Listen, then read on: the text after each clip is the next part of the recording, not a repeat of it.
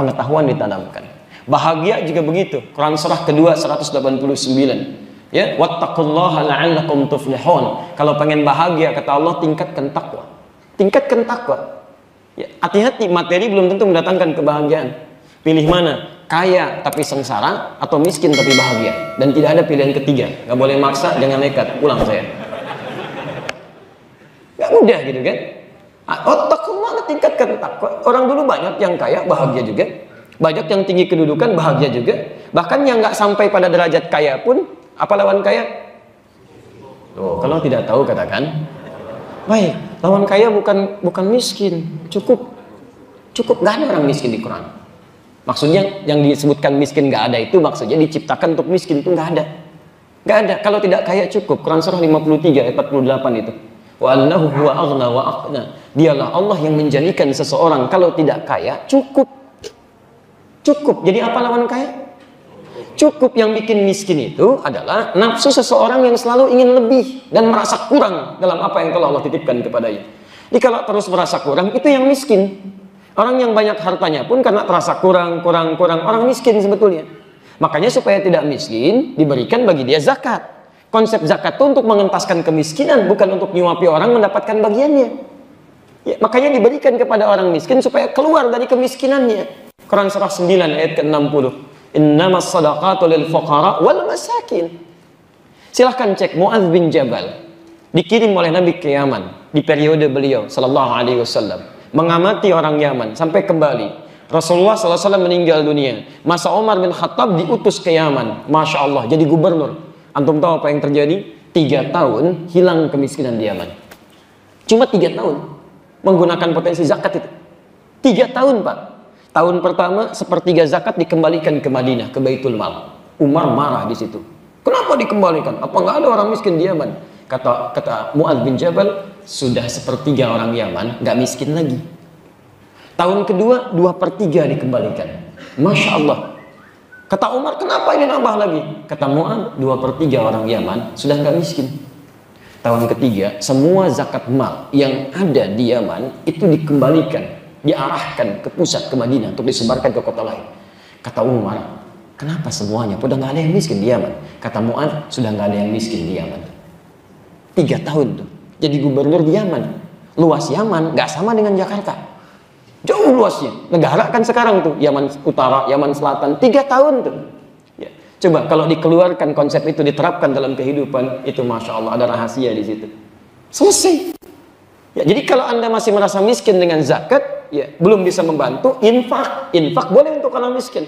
Quran surah kedua ayat 215, posisi paling kanan sebelah bawah. Yas'alunaka madza yunfiqun qul ma anfaqtum min khair falil walidain wal aqrabin wal yatama wal masakin. Kasih infak supaya keluar dari kemiskinan.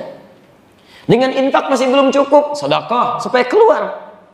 Tapi kalau sudah dengan zakat belum cukup, infak belum cukup, sedekah belum mengeluarkan Anda dari kemiskinan juga, Anda perlu dikasih apa lagi?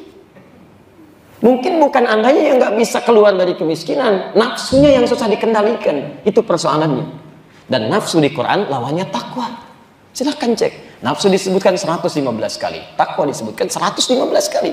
Jadi kalau takwa Anda bisa ditingkatkan, nafsu bisa ditekan. Makanya nanti di antara cara untuk meningkatkan takwa, salah satunya puasa. Bukankah puasa bisa menekan nafsu? Silahkan Anda cek. Ketika ayat puasa turun, kapan ayat puasa diturunkan? Cepat katakan. Masya Allah. Ayat puasa turun hari Senin tanggal 2 Sya'ban tahun kedua Hijrah. Turun ayat 183 surah Al-Baqarah, posisi paling kiri sebelah atas. Lihat ujungnya. Ya ayyuhalladzina amanu kutiba alaikumus syiyam kama kutiba alal ladzina min qablikum la'allakum tattaqun. Takwa tuh. Ya, jadi poinnya itu. Nah, jadi kalau kita bisa beriman kepada Allah, tingkatkan takwa, masa kebaikan-kebaikan didapatkan. Hidup mudah, rezeki juga cukup baik, kan? Kebahagiaan didapatkan, ilmu mudah diraih. Dulu anak-anak para ulama itu dari sejak zaman sahabat, di periode Nabi SAW, kemudian zaman sahabat, zaman tabi'in, itu ketika mulai tumbuh, yang diasah takwanya dulu. Diarahkan ke masjid, alhamdulillah. Kenal dulu dengan Allah lewat sholat. Kemudian diarahkan menghafal Quran. Itu kalau Quran dengan sholat sudah bagus, kesananya tuh ringan sekali. Demi Allah saya katakan, penghafal Quran itu terbuka semuanya. Jadi asal tidak macam-macam lah. Asal nggak macam-macam dibuka oleh Allah. Rizkinya mudah, hidupnya lapang, tenang pikirannya, ringan gitu. Ya. Jadi kalau Anda ingin mendapatkan kemudahan di rumah, ada keberkahan, jadikan satu di antara anak-anak Anda penghafal Quran. Ini nasihat saya. Jadikan satu jadi penghafal Quran. Masa di antara anak nggak ada yang hafal Quran? Allah titipkan satu, belum jadi penghafal Quran. Dua, belum juga. Tiga, belum juga. Sudah 10 anak, belum juga. Anda butuh berapa anak lagi? Coba cek. Kalau belum ada cucunya, ayo cepat. Mumpung masih belum kiamat gitu kan. Masih ada waktu kita maksimalkan. Ayo, kalau perlombaan dunia itu bukan untuk kita. Orang beriman itu akhirat lombanya. Antum ngapain dengan dunia? Berlomba kok sama orang yang beriman. Sayang antum. Ya, gak ada di situ untuk kita, gak ada. Kalau cuma masalah jadi juara matematika, bahasa Inggris, yang lain sudah jagoan. Ada yang juara olimpiade, macam-macam. Tapi itu kan gak ada nanti saat dihisab. Di alam kubur aja gak ditanya. Assalamualaikum, hei juara olimpiade. Gak ada. Di sana aja gak ditulisin. Apa yang antum banggakan? Penghafal Quran jasadnya dijaga. Qurannya di syafaat. Di atas dikasih mahkota. Ibu bapaknya dipanggil. Diberikan mahkota lagi. Coba bayangkan. Saat bapak dan ibu, anak-anak Anda yang lain diberikan mahkota di tangan anaknya. Lalu Anda sedang apa pada saat itu? Masih ada waktu. Kalau waktunya sudah habis, susah kita mendapatkan kesempatan itu.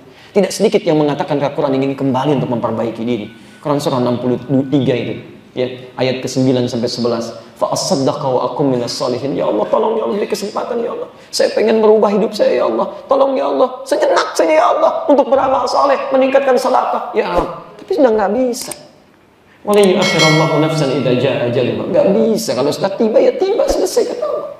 Ini ada orang-orang sudah nggak punya kesempatan, minta kembali. Anda dikasih kesempatan, nggak dimanfaatkan.